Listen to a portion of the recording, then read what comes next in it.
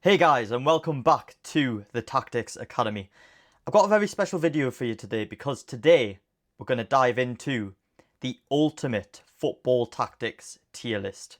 Now, I have picked out a bunch of different tactics and strategies and we are going to rank them from S tier being the very best, the upper echelon tactic, to all the way down to the D tier. Tactics which maybe are questionable in the modern game. You know what I mean? So yeah, and by the way, guys, these are all my opinions. Please feel free to share your opinions in the comments. I would love to hear them. And to help with my opinion, we're going to go off a very simple framework that I've created.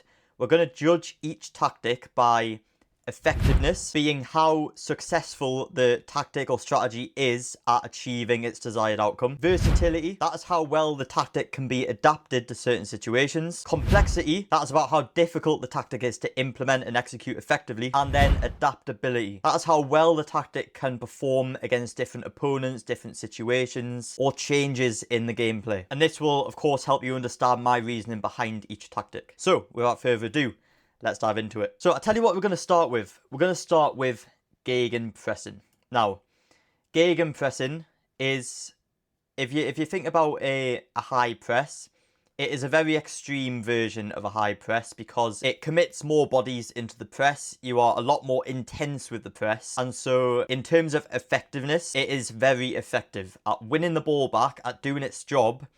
Gegenpressing is very effective. Is it versatile? It is okay on the versatility front because this tactic can really only be used in risk-adverse situations, such as when adopting a high press or counter-pressing further up the pitch. You wouldn't really use it in your own half, really, or definitely not on the edge of your own box. Now, complexity. Is this tactic easy to implement? No, absolutely not. Definitely not, in fact, because firstly, you need the right profile as a player to execute it properly. Secondly, you need to ensure that each player knows their exact role at each exact moment when an opposition player has the ball in a certain zone. And if you get any of that wrong, then, you know, the opposition have a pretty good chance of progressing the ball up the pitch against less bodies. Because you've got to remember, you are committing a massive amount of bodies forward into pressing areas. And then adaptability, it is probably quite adaptable, but if you were to do it against a team who are very good in possession and on the ball and are very composed in certain areas, then maybe that's when it falls down a little bit. So again, adaptability, it's okay. So overall then, again, based on my overall opinion, I'm going to put Gegenpressing in the B tier, which is probably surprising because you probably expect it a little bit more up here, but I think it's going to go in the B tier for me. Just because of its extreme nature and the fact that you need certain profiles of player to be able to pull it off properly. Next up then, let's go for Route 1. Now, Route 1, it's a fairly simple tactic. Pretty much, it's about lumping the ball long to try and get your team up the pitch. Is it effective at doing that? Yes. But you also have to consider that you also need to try and win the ball from that lump up the pitch, because it's no good just lumping it up, then the opposition have the ball and then they come and attack you again. The whole thing is that you try to retain the ball in a dangerous area up the pitch so that actually gets your team and your defensive line up. And if you don't have the right profile as a player, again, it's very difficult to do that. Versatility, it can be versatile against different structures, but again, you would only really use it maybe from the goalkeeper or the centre back, because again, the aim is to try and get the ball up the pitch. Simplicity, is it easy to carry out? In a sense, yes, but in a sense, no, because again, you need the right profile as a player, but you also need to ensure that ball is going into the right zone to, you know, utilise that opportunity, which can be difficult to do. And you've also got to make sure you've got a pretty good chance of winning any second balls from that long ball. Is it adaptable? Maybe not against teams who are very, you know, good in the air, have a very strong aerial presence amongst their defenders. And it might not be very adaptable against a team who are very good at counter-pressing, because when you're thinking about the second ball, teams who are good at counter-pressing are going to have a bigger chance of winning that second ball. So route 1 for me, in my opinion, is going to go in the D tier. Yeah, let me know what you think about that. Would you use route 1 strategy if you were a manager of a football team? Next up, let's go for the high line. A lot of talk about the high line at the moment because it's being utilised a lot, of course, by Hansi Flick at Barcelona. And we can see when it works well, it's great. When it doesn't, it's not great. And we saw that the other night actually in the PSG game for their final goal. Barca's line was far too high, far too late in the game, and it really cost them. In terms of effectiveness, in terms of getting its desired outcome, it's very effective because what you're doing with the high line is you're also forcing your attackers to go into press as well. You're making the space shrink for the opposition, which means there's less space and less time for them to operate in. Is it versatile? Yes, it can be versatile as well, but you also have to be aware of opposition teams who have pacey forwards who like to make runs in behind, and that's when it can fall down a little bit. Is it easy to implement? No. High lines are not easy to implement. It takes probably months and months of training on the training ground to get it absolutely right against every single team. Mainly because a lot of it is about communication and about spatial awareness from your defence, and you know, it's very hard to make sure everyone's on the same wavelength, so it's very difficult to implement. Is it adaptable? It can be adaptable, but again, it's kind of middle ground because you can use it against some teams and some oppositions, but not against others. And also you got to recognise the game state. Again, speaking about the Barca PSG game, they utilised it in the final minutes of their game where they didn't really need to. And that's where it falls down as well, because you wouldn't, well, I wouldn't utilise a high line in the final minutes of a game when you're trying to maybe not let the opposition score. So yeah, for me, high line, it can be good. It can also not be very good. So I'm going to put it in the C tier for me. Let's now look at the overlap and run. Now, I absolutely love an overlap and run. I think it's very effective because its main desired outcome is to give more support to that attack, which it does perfectly. It also can be very good at overloading a certain area. And because they are overlapping, it makes that player incredibly difficult to pick up in certain moments. In terms of versatility, it is extremely versatile. You can use this in pretty much any given situation. You can use an overlap and run. I would say that it mostly only happens out wide because that's when you get the best out of it. But that's not to say that you can't use it in the middle. And I think a lot of people overlook that area. You can use an overlap and run in the middle of the park, you know, especially when players are making a deep run. Maybe a number 6 is making a run past the number 8 and they are overlapping. And then the 8 plays a quick pass off to the 6 into his path. That can also work, but it's mainly used out wide. Complexity, it's not very difficult to create an overlap and run. What I would say in terms of technical detail, if you want to go really, really deep into it, if you make your run too wide, then you are giving the defender a chance to get back at you. And that's the tiny bit of technical detail that I would say. It's important with an overlap and run to make sure you are as close to the man with the ball as possible.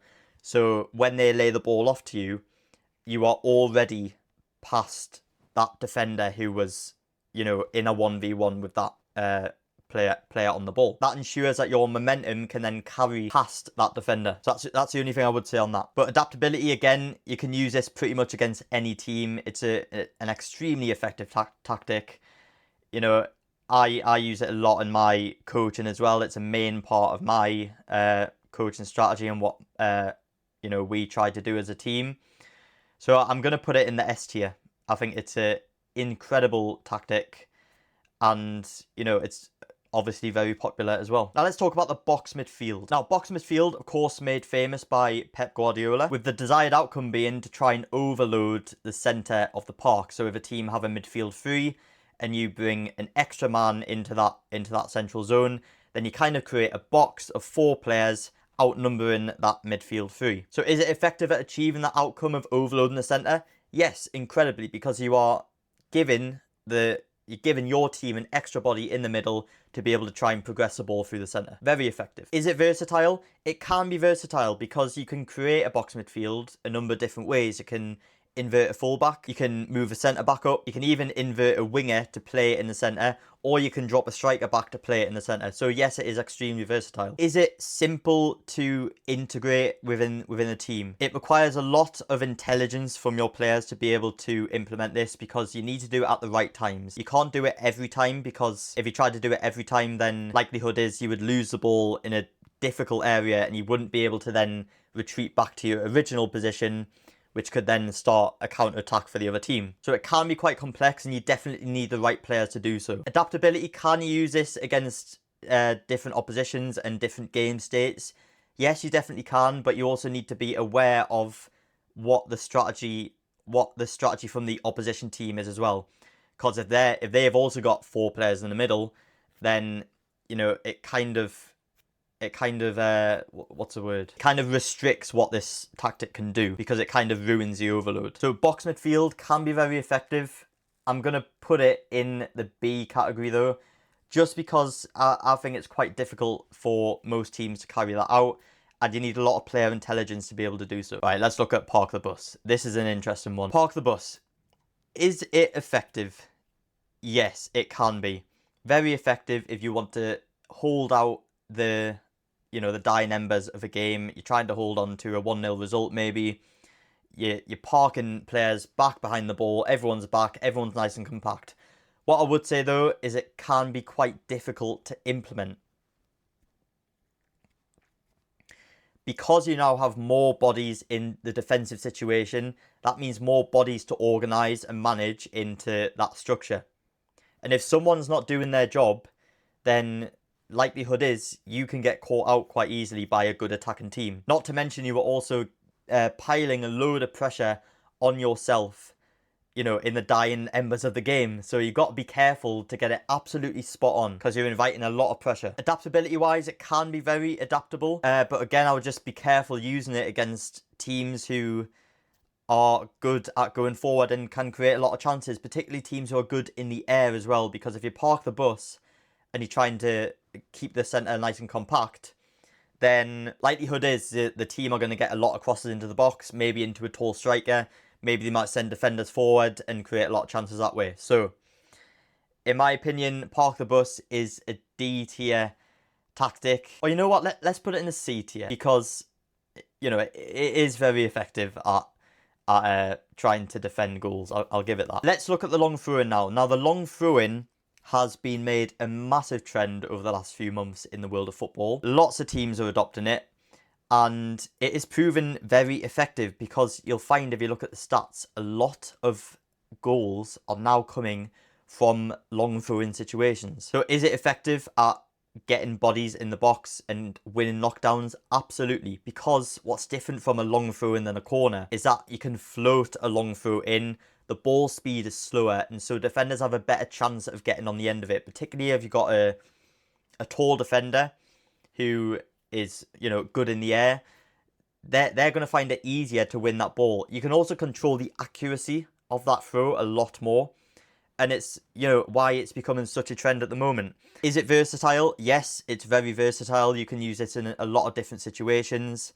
But in terms of simplicity, it can be quite difficult, surprisingly, to carry out, because you do need a long throw specialist. Now, I'm aware that most teams do nowadays. It would probably be quite rare if you didn't have one player who could, launch the ball into the box within the squad. But to have a long throw specialist is also, quite a complex matter. You also need to make sure your team are in the right areas and positions compared to the opposition. So I'll probably say it's middle ground on complexity. Adaptability though, it's very adaptable. You can use this at the start of the game, you can use it at the end of the game. Pretty much it's a great way to try and outwit your opponent who maybe aren't very good at defending set piece situations. And because it's a throw-in situation, and naturally you get more throw-ins, you've also, increasing the odds of creating good chances. So I'm going to put long throw-in as an A tier strategy for now. That might surprise a few people, but at the moment it's proven to be very effective. Now let's look at the counter press. Counter pressing, similar to the Gegenpress, but counterpress is a little bit more conserved. You are only committing a few players maybe to a counterpress. Is it effective at winning the ball back? Absolutely, because if you have the right profiles of player to win that ball back effectively, such as, I'm thinking of players who are great at counterpressing. Moises Caicedo is fantastic at counterpressing. Cucurella is fantastic at counterpressing, and those two together create a very good partnership to be able to win the ball back in the centre of the pitch. It is very versatile as well. You can use this in a lot of different situations. Is it complex to carry out? To some extent, yes, because again, you need the right profiles of player, and if you don't have that, if you try to counter press, then you can leave yourself very open, and if you're committing bodies to a particular zone where the ball is, and you don't win that ball, then you're also leaving a lot of space maybe in the centre of the pitch for the opposition to exploit. So, it can be risky, but if you do it well, it's very effective. So I'm going to put counter-pressing. I'm going to put counter-pressing in the A tier above the Gegenpressing, simply because it's more conservative and, less extreme. Let's look at the short corner next. Now, short corners are interesting, and I have to call it a tactic, by the way, because, that there is a reason why teams do short corners. Firstly, to draw a defender out of the box. Secondly, to get a different angle of cross. So you'll see short corners being taken in a variety of different ways. If you want to create a better angle to in-swing the ball in and target it more towards the goal, then it's excellent at doing that. You can also possibly create overloads from short corners where you've got, you might have 3 players in the corner area against 2 defenders, and you might be able to work the ball out of that play, and then maybe even have a shooting opportunity from that corner. So yes, it is very effective at achieving its desired outcome. Is it complex to implement? Not really, because all you're doing is passing the ball short, and then that player has immediately a better angle to get the ball in the box, and you might even transfer the ball to the edge of the box to a player who's free to be able to have a shot. So short corners, I'm gonna put a short corner in the B tier. I think it's a good strategy, but I think there's a time and a place for it. I think most fans can get very frustrated when a team commits defenders towards the box and they play it short, and then the ball ends up not even coming into the box. I think that's where it falls down a little bit. But if you can implement it effectively, it can be very good, a very good tactic. Now let's take a look at the overload. Overloads, again, very similar to the box midfield. The intention is to try and overload a certain zone on the pitch with more players than the opposition to try and break through that zone and progress the ball up the pitch. Or you can use it in more attacking areas to make sure you can create a better chance. So is it effective at what it does? Definitely. Overloads are used all the time by lots of different teams. You could be a possession team and adopt an overload. You could be a transitional team and adopt an overload. So it's very versatile as well. Is it simple? Yes, it's very simple. All you need to do is, give one more extra player to that zone, and there you go, you got an overload, and you create another passing option and another route out of that zone to be able to then progress the ball somewhere else. And adaptability, it can be used in a lot of different situations as well. You can do a defensive overload, you can do an attacking overload, you can do a transitional overload. So I'm going to put an overload in, and I know it's similar to the box midfield, but that's more targeted towards overload in the centre, and you need certain players to be able to do that.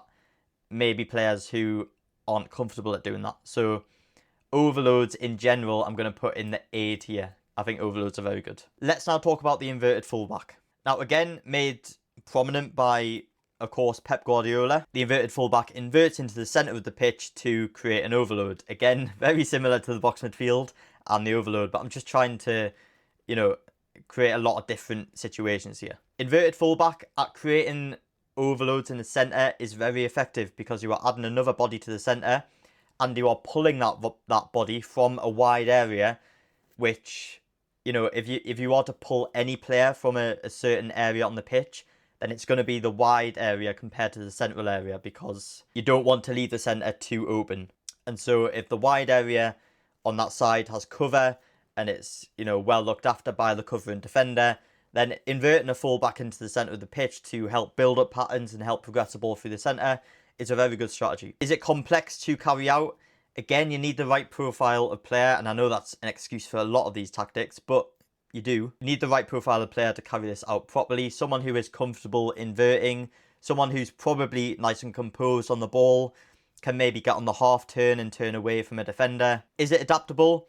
Yes, it can be adaptable. You can use this against a lot of different teams, a lot of different setups. It's just about, of course, adapting to their opposition. So as a tactic, I think the inverted fullback is a good one, but I'm going to put it in the B tier. False 9. Now, false 9, very interesting because, of course, made absolutely famous by the great, the GOAT, Lionel Messi, where he would drop all the way back from his attacking area and join the midfield three of, well, you had Xavi and Iniesta. They would overload that zone and then be able to play through using Tiki-taka, which I'll come on into a minute, to then break through lines and get the ball up the pitch. But where false 9 lacks for me is because you are pulling that number 9 away from the area where you want that 9 to be. And if you progress the ball too quick and the 9 struggles to get back towards the goal, then of course that's going to be difficult. You're not going to have your main striker in an area where he can score goals. So is it good at ball progression? Yes. Is it good when you want your striker in the box? Probably not. And you'll find in modern day football, teams are starting to, shy away from using the false 9 because you need bodies in the box ultimately. And we see it so many times in modern day football. A lovely ball comes across the box and you just want your striker to be there to tap it in. And the reason he's not is because he was helping that initial build-up play. So false 9, I'm going to put false 9 in the D tier. Sorry, false 9 lovers. And I know Messi made it famous and he did it brilliantly, by the way, for a long, long time. But now I think football is just changing a little bit. Let's talk about total football now. Total football, if you don't know what that is when you've got a lot of fluidity and players are able to move around the pitch and occupy lots of different zones, okay? So it's a very fluid strategy and tactic. Very different from positional play, if you know what that is, where it's a lot more structured and players are more fixed to certain areas. So total football is, again, if we talk about progression up the pitch, very effective because you can easily create overloads. You can easily, ruin opposition defensive structures and pressing structures because there's a lot of rotation there. But it does fall down because there is ultimately a lack of structure. And if you were to lose the ball in an area and you've got players who are out of position, maybe you might have a right back up at right wing, you might have a centre mid up in the striker position. If you're playing like that and you've got players out of position, then as soon as you lose the ball, it's going to be incredibly difficult for you to get back in your defensive structure. Is it easy to implement? No, absolutely not, because you need the whole team to be, again, on the same wavelength. You need the right players to perform this properly. And although it is in fashion in some countries in the world, particularly Brazil, use this kind of strategy a lot. Relationism, it's called. And then you'll find in more like European leagues that this strategy is maybe not something that they would go for. So it's all very dependent. In terms of what I think it's a very risky type of football to play, especially in the modern day. And so I am going to put total football in the C tier for now. Let's talk about counter-attacking. Now, it might not seem like it's a tactic, but it is definitely a strategy that teams will look to do, because you can either win the ball and keep possession, or you can either win the ball and try and counter-attack. And that in itself, if done correctly, is a tactic because they're doing it for a reason. They're doing it for a reason to try and catch the opposition out of their defensive structure, have more space to attack into, get bodies forward to create ultimately better goal scoring opportunities than you would maybe be able to if that defence were all compact and sitting in a nice low block, for example. So is it effective at creating really good chances? Yes, counter-attacking is one of the best tactic strategies that you can use to create good chances because you are naturally probably going to be up against less defenders. And because it's at pace, there's a lot more chaos. Is it versatile and adaptable? Yes, you can use this against a lot of different teams and in a lot of different situations. Is it simple to implement? Yes and no. Pretty much it needs runners. I think that's a big one. You need players who are are wanting to commit up the pitch and maybe make 40-yard, 50-yard sprints up the pitch to be able to get into good attacking zones. And if you don't have players with that sort of physical capability and mindset, then that's maybe where this falls down a little bit. But in terms of an overall strategy and tactic, I don't think it can go wrong with counter-attacking because of the main fact that it creates some of the best chances that you can get in football, and is such a common way that teams score nowadays. So counter-attacking for me is going to go in the S tier category. I love it. Again, it's another thing that I want from my team. We coach this a lot in our practices, so yeah, counter-attacking is class. And then finally, we have Tiki-taka. Now, Tiki-taka involving lots of quick, short passes. You definitely need the right players to be able to pull this off properly, because if they're not comfortable on the ball, if they're not comfortable playing first-time passes, then it's going to be very difficult. They also need a lot of intelligence, the players, because a lot of times they will be always thinking 1 or 2 steps ahead. You know, if this player moves into this zone and I'm about to receive the ball here, where is my next pass going to be? It's going to be a bounce pass into this player, but where am I going to move after that play to be able to then receive the ball after that? And, you know, how can I force my marker away for this pattern of play to work? That's the sort of things that you need to be thinking about if you're going to play this. And the reason it works so well with the likes of Barcelona is because they had those players in abundance. Players who were very composed on the ball.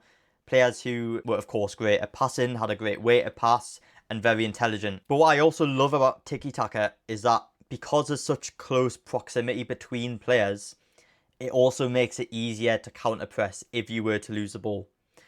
Now, that's not to say you automatically have the right players to be able to counter-press, but it does make it easier because you're automatically more compact. And that is why coaches like Pep Guardiola have their players play in such close proximity to each other, because he wants to ensure that he's got the best chance of winning the ball back as quickly as possible if they were to lose it. Is Tiki-taka adaptable to different in-game situations? Yes, if your main philosophy is to play Tiki-taka, then you will not change that against any team, really, because that is what the players have been coached to do. So for me, I think Tiki-taka is, you know, a very good on the eye way of playing. That doesn't even make sense. Is it tactically sound? Yes, because you're defending the transition and you're creating good opportunities, but you definitely need the right team and the right system to be able to pull this off properly.